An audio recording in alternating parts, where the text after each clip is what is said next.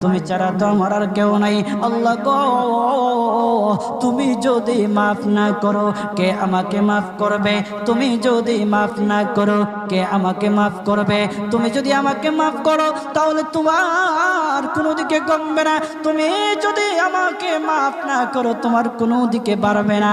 আল্লাহ গো, তুমি আমাকে মাফ করে দাও। সারাটা জীবন অন্যায় কাজ করেছি, সারাটা জীবন নাফরমানি করেছি, আমার কাছে কালেমার দাওয়াত কম আসে নাই, আমার কাছে কালেমার দাওয়াত কম আসে নাই, আমাকে লোকেরা কম বোঝায় নাই। ওগো আল্লাহ, তুমি আমাকে মাফ করে দাও। মাফ না করলে কোথায় যাব, কার কাছে যাব?